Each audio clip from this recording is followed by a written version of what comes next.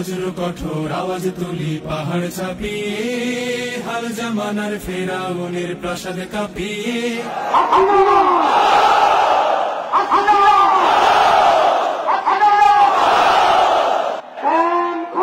হত্যা নির্যাতন করে আওয়ামী লীগ বাংলাদেশকে একটি জাতীয় রাষ্ট্রে পরিণত করেছে।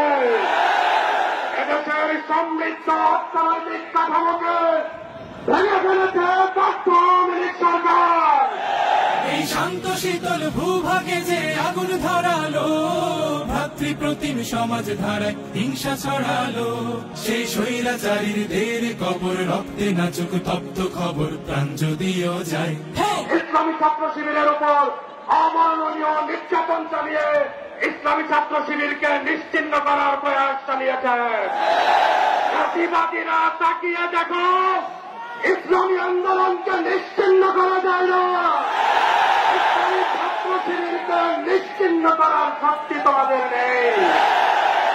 বাংলাদেশের মানুষের অধিকার প্রতিষ্ঠার জন্য রাজপথে আপামর জনতাকে সাথে নিয়ে দুর্বার আন্দোলন করে তুলুন। জাতিবাদে শক্তি পাউস ভেঙে চুরমার করা পূর্ব পর্যন্ত শিবির শান্ত হবে না ইনশাআল্লাহ। আয় তারুণ্য আয় অগ্নিগিরির লাভার মতো উদ্গিরিত হই, দুঃখ শোকের মাঝেও চির উজ্জীবিত রই।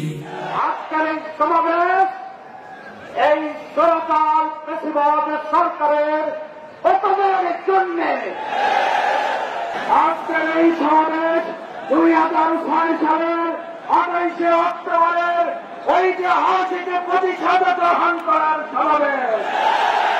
জনগণ জানাতে এসেছে শহীদের রক্ত বৃথা যেতে পারে না। জনগণ জানাতে এসেছে স্বাস্থ্যের রক্ত বৃথা যেতে পারে না। মুক্ত স্বাধীন দু হাতে যে শেকল পড়ালো, স্বপ্ন সজীব চোখের কোণে অশ্রু ঝরালো, সেই অত্যাচারীর বুকের চাতাল ভেঙে দেনে হিংস্র মাতা তৃপ্ত চরম ঘাই। এই 28শে অক্টোবর রোগী বৈঠা নিয়ে জামাত ইসলামী ছাত্র শিবিরের কর্মীদের উপরে হায়নার মতো ঝাঁপিয়ে পড়ে তাদেরকে হত্যা করেছিল। সাপের মতন পিটিয়ে, সাপকে যেমন পিটিয়ে হত্যা করে আমাদের ভাইদেরকে তারা হত্যা করেছিল। আমাদের প্রতিশোধ নিতে চাই।